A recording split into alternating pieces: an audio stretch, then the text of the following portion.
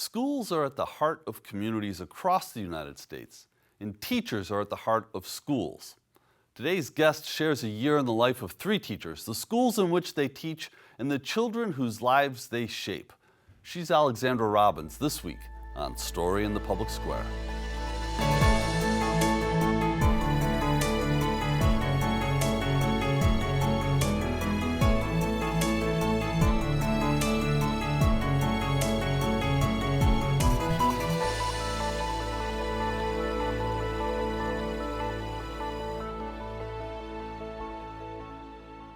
Hello and welcome to Story in the Public Square, where storytelling meets public affairs. I'm Jim Ludis from the Pell Center at Salve Regina University.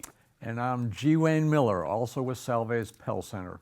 Our guest this week is Alexandra Robbins, whose new book is The Teachers, a year inside America's most vulnerable, important profession. Alexandra, thank you so much for being with us today. Thank you very much for having me. You know, the book, I mentioned to you before we started recording, as the husband of an educator, the son of an educator, the brother of an educator, the book really rings true and really captures what it is to be a teacher today. One of the things that struck me is that you really make a compelling case that as a society, we undervalue teachers. Can you tell us a little bit about that? Yeah, it's true. I mean, it's arguable that teachers are the most important contributors to society because they are the most influential people during the formative years of future generations. Nobody could be anything unless a teacher had taught them how to be that in the first place. Teachers are essential, and yet they're underpaid, they're disrespected, they're undervalued, and we as a society keep piling more and more and more on them without giving them the time, resources, support staff, or compensation necessary to achieve the goals we're giving them.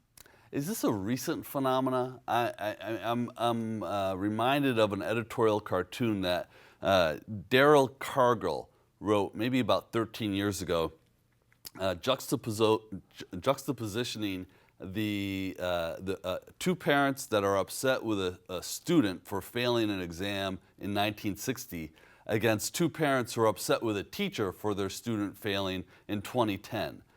Is that lack of respect getting worse with time? I would say it has been around since the beginning of the teaching profession. This has always been a female-dominated workforce supervised by a mostly male management, and some of the attitudes that manifested back when teaching in this country began have lingered. However, I do think that there is more disrespect now. I think that part of that has to do with social media and how effective social media can be at making group polarization more extreme and leading people to just sort of try and one-up each other on comments and rile each other up.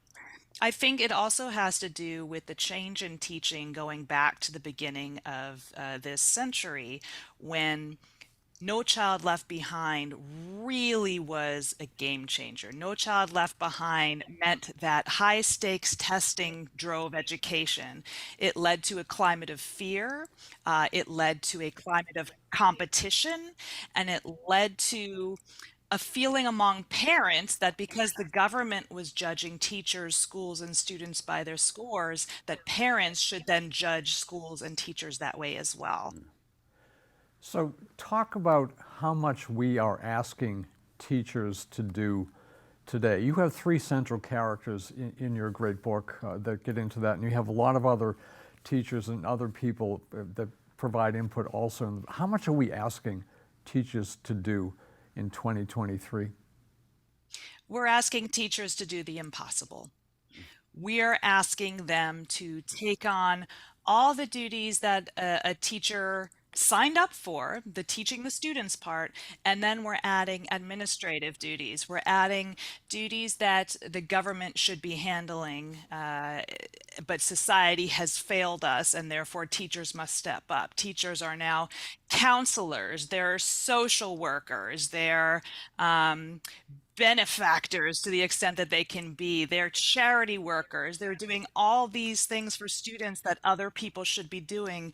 But because school districts are not providing the resources and support staff, they just sort of keep punting things to the teachers. In many cases, administrators are also piling administrative duties on teachers. And these are all things that teachers should not have to handle above and beyond what they do to teach classroom, which is to teach children in a classroom, which is what they signed up for.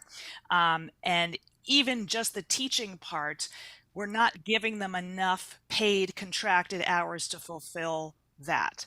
So now you add all these other things and it's too much. Teachers are not getting paid for the overtime and they are working late nights, waking up early, skipping lunches, using their planning periods to cover for other teachers because districts don't have enough subs. And it's too much. That's one reason why we're losing them so quickly. I was struck by what you just said, and when I was reading the book, how overwhelming this is. And the pay it's ridiculous. I mean, if you look at one end of the salary scale, you've got CEOs who are making a whole lot of money, and then you have teachers who are really making, for what they're doing, I would say pennies. Talk about that. How did that happen, and why did we allow that to happen? I mean, they should be paid so much more for such an important job. Yeah, and that's something I think people hear a lot, but they don't understand how big a deal it is and how we are not paying teachers enough to be able to do their job, to the point where approximately 70% of teachers have had to work a second job just to be able to make ends meet so they could continue to be a teacher. That's ridiculous.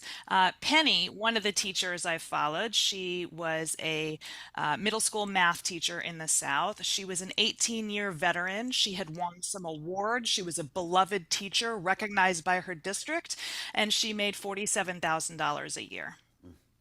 Well, and it's bigger than just salaries too. You report that 94% of public school teachers report buying materials for use in their classrooms, and that the average public school teacher spends $500 out of their own pocket each year to provide for their classrooms and their students. How is this not just a colossal public policy failure at every level? Yeah, it is a public policy failure at every level. But I think, the powers that be just they seem to have this feeling that since they've always piled things on teachers in the past, that teachers will continue to take it because they care so deeply about their students. For example, in 2020, there was a meme circulating on social media that said, teachers don't teach for the income, they teach for the outcome. And non-educators were like, oh, that's so sweet. And teachers were like, well, wait a minute, this is our job. Like, yes, we are here for the kids, but this is also the job that's supposed to afford us a living. Well, and this is one of the myths that you tackle in the book, which is the myth of the heroic teacher, or the teacher is a martyr. Can you unpack it a little bit for us? Yeah, it's gotten to the point where, especially put forward by the media, by movies, by TV shows, there's this sense that teachers have to go above and beyond and sacrifice anything else in their life to be able to properly reach out to all their students and be there completely for all their students. We sort of glorify the teachers who, oh, this one, and this is wonderful that they do this, but this one adopted her student. This one donated a kidney to her former student. This one provides respite care for her special needs students' families. And these are amazing, beautiful, wonderful things. But now it's as if, in order to be considered a good teacher, teachers have to sacrifice everything else in their lives. Miguel, one of the other teachers I followed, was a special education teacher out west. And he actually said that. He said, districts put so much on teachers that it's as if they expect teachers not to have families, not to have a life outside of school, because they don't have the time or money to be able to do anything but teach. So another myth that you tackle is teacher burnout. What's the myth and what's the reality, Alexandra? So, teacher burnout is such a popular phrase that if you look up the word burnout in Merriam-Webster dictionary, the two featured contextual examples are about teacher burnout. Teacher burnout is what the media uses to refer to as, and districts also use this phrase to refer to teachers' stress or exhaustion or depression because of work.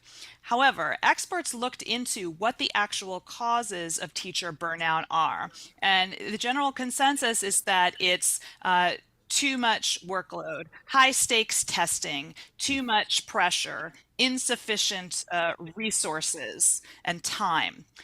All of those things are not teacher problems. Those are school system problems. So rather than fixing these issues, these clear, blatant workplace issues, school systems put it on the teachers and they say, oh, you're burnt out because you can't deal with it. Maybe you should learn to relax or go do some yoga. They put this all under the umbrella of self-care. And they might say, okay, like here's a $5 coupon for a massage or something like that to help address your teacher burnout. It's like a Band-Aid solution. They're saying, okay, yeah, we're doing all these things to you, but you need to deal with it because we're not going to change it. So rather than say teachers are at highest risk for burnout or the highest rates of burnout among social services professions or among teachers, I would say the employer's worst at providing the resources that their employees needs are school systems. You mentioned the media. Why can't the media get this right? I mean, the media, obviously, we're talking about many different outlets, newspapers, TV, and so forth, but the media does get, at least parts of it, some things right. Politics, coverage of politics, for example. Many outlets, many publications get that right. They spend the time, the resources to get it right. What's happened with teaching? Why can't that be gotten right too? I don't know. You would probably have something more to say about that because you are members, established members of the media, and I'm curious why it's so hard to get the media to report on the nitty gritty of what teachers are actually going through. There was this one time, I think it was around 2000, was it 2018, 2016, when there was this whole wave of media reporting on the teacher strikes, and there were headlines like this teacher donates plasma every so number of weeks just to be able to keep on teaching. There was this one wave of that, but I don't know. I feel like the responses I've been getting when I pitch things to the media in many places are, well, we've covered that, people already know about that, but they don't. I have one hypothesis, and I'm sure there are many others, but Please. there is such an emphasis on test scores, and this comes from school districts to the media. And so when test scores are announced or they're coming up or they're debated or teachers are brought into, do you like this or not like this? And you get into this in the book. It's an immediate quick story, and it's a relatively easy story to write. And with limited resources, those stories get written. Going deeper, as I said, takes more than just a quick hit story. That would be one hypothesis that I might have. I'm sure there are others too. Alexandra, this book is such a humanizing account of what it is to be a teacher, and sort of the victories and the defeats and the tragedies and the joy that really sort of characterize a year in the life of three teachers in particular. I'm curious though, where did you get the inspiration to write this particular book? Oh, well, I've been wanting to write this for a long time. Um, After I wrote a book about nurses that was published in 2015, teachers came to me and said, we're a very similar profession. And they're right, they are. It's another very underappreciated female-dominated workforce profession. And I had already been looking into teachers before that, but after the nurses came out and teachers just started coming to me in droves, I was just thinking, this has been going on for a while. This is something I should look into. I was working on another book at the time, so I had to wait a bit, but I was continuing to interview teachers throughout that period. Then came 2016. and the attitude towards teachers shifted drastically among certain circles because they were encouraged in their views by the new White House. So then teachers became, as one teacher said to me, we weren't hated in the 1990s. People didn't call us evil or losers in the 1990s. There was a basic respect for teachers that's missing now. Since 2016, it's gone up and down, but it seems to be getting progressively worse. And so I wanted to present teachers' views. I wanted to present their perspectives on what it's really like to be a teacher, because so many people assume that because they went to school, they know what it's like to be an educator, but in truth, they don't. Yeah, that's a refrain I've heard in my house my entire life. One of the questions that you talk about the changed environment in 2016.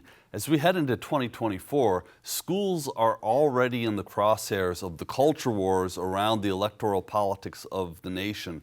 Whether we talk about the way Governor Youngkin used CRT, critical race theory, in his campaign in Virginia a few years ago, or the way Governor DeSantis is using "Don't Say Gay" in Florida classrooms. How does this affect teachers on the ground, if you have a sense of that from all of your research? Yes, I've interviewed teachers even since the book came out about how it's affecting them on the ground. They were terrified in the first place to speak out about injustices they saw in the school system, because they have often seen or been targets of retaliation from anybody from parents to school district officials to even their own administrators in their building. I hear from a lot of teachers who have been dealing with that over the years. When this became political, it became scarier. One teacher told me recently that whereas 5 years ago, she would have spoken up at a board meeting because of what these parents were saying. Now she says she envisions people coming to her house with torches at night. And so she's scared to speak up. And it's another reason why I wrote the book, because part of this was happening before 2023. Teachers don't feel like they can speak out. They don't feel like they have a voice. They don't feel like they can say what's really going on in the school building because they're afraid they're going to lose their job. So it's so important for other people to be proactive and go to teachers and say, how can I help? Another fear that is relatively new that teachers experience is active shooters, mass shootings. You talk about some of that in the book as well. Given all of that, what we were talking about here, and the fear of you could die in your classroom, are people still going into teaching? What do you see on the ground level there in terms of schools that offer degrees in education? Are people still attracted to it? And if so, what is still attracting people to the profession? Yeah, enrollment in teacher preparation programs has been declining in most places. There is a school out in Arizona and I think more schools are going to do this, that does a scholarship program where if you commit to working in the state for a certain number of years, then you get a scholarship for that number of years for the teaching preparation program, which I think is great. I think the reason that people still go into teaching, and the reason that people stay in teaching despite these dangers, is the act of teaching itself, the connections you make with the students and your colleagues are so powerful, so meaningful, so kind of life affirming. It really, as one teacher said to me, there was a teacher I interviewed in Texas who was making something like $30,000 a year. He had to work other jobs. Sometimes he was working 22 hours a day. His cell phone service was cut off at times. His water was cut off at times, but he just doggedly kept pursuing his teaching career. And I said, said, why? Why do you do this? You were making more as a firefighter before you were a teacher, and you could make more doing any number of things now and have a much easier life. And he said, because teaching makes my soul happy. And I think that encapsulates it for a lot of educators.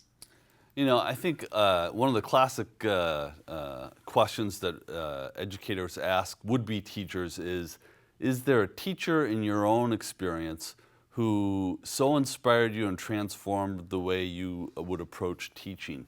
Is there somebody like that in your history? In my personal history? Yeah. Oh, I would say I can think of maybe 6 right off the bat. I was very fortunate to have wonderful teachers, some of whom I still keep in touch with.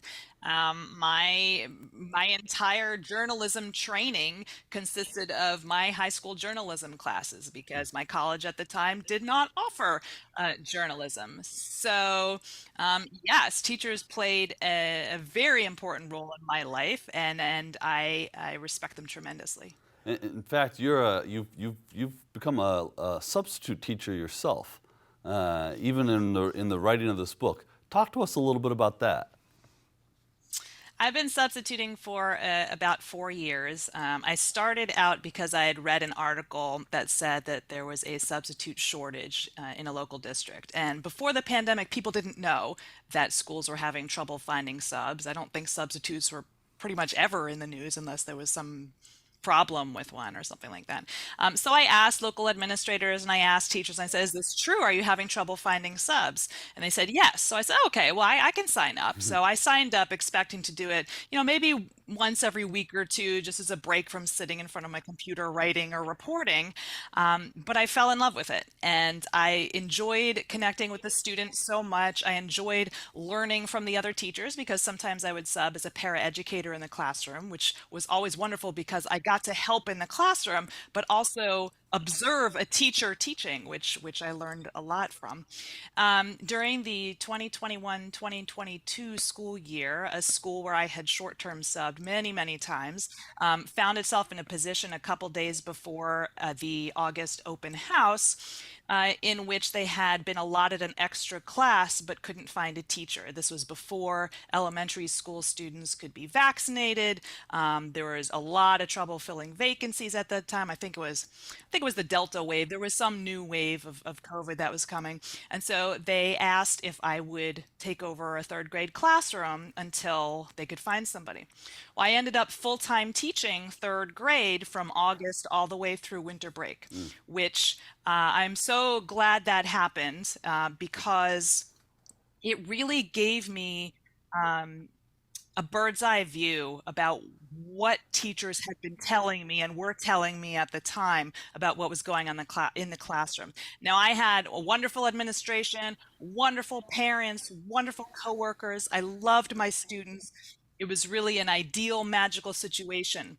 And yet, I was working until, sometimes midnight every night just to get everything done. And by the end of that year, I had worked as a substitute more than 150 days out of 180, which is almost an entire school year. And for that, including all the retention bonuses, the working during COVID bonuses, I worked during every operational emergency day, which is just the way the district categorized days in which they had a lot of absences. So they really, really needed subs. I made $17,628.30.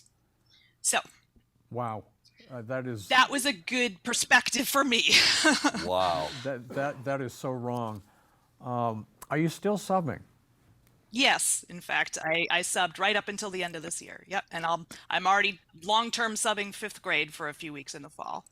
You mentioned the pandemic. We've got about 2 minutes left here. You made a conscious decision not to focus the book on the pandemic, although you probably very easily could have. Why not?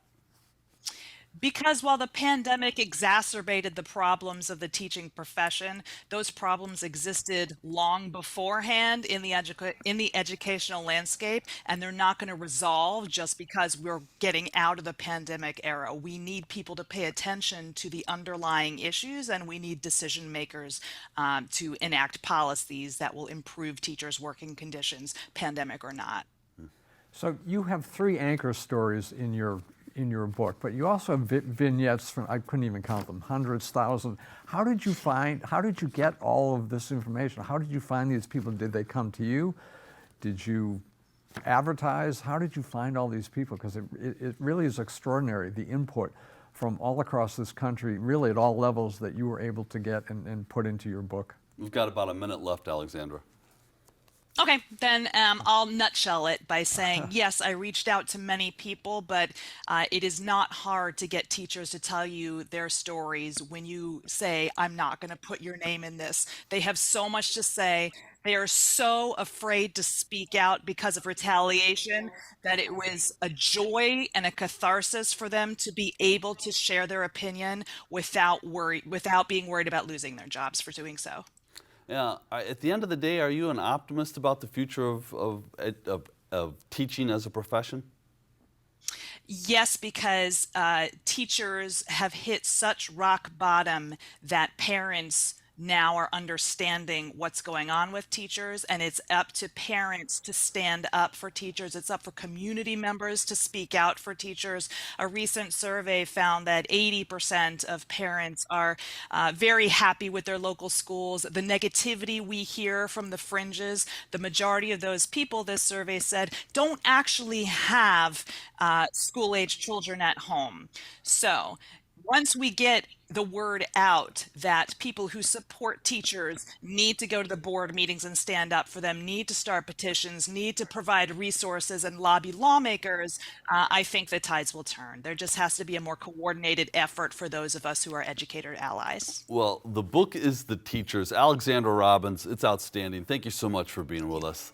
That is all the time we have this week, but if you want to know more about Story in the Public Square, you can find us on social media or visit pellcenter.org, where you can always catch up on previous episodes. He's Wayne, I'm Jim, asking you to join us again next time for more Story in the Public Square.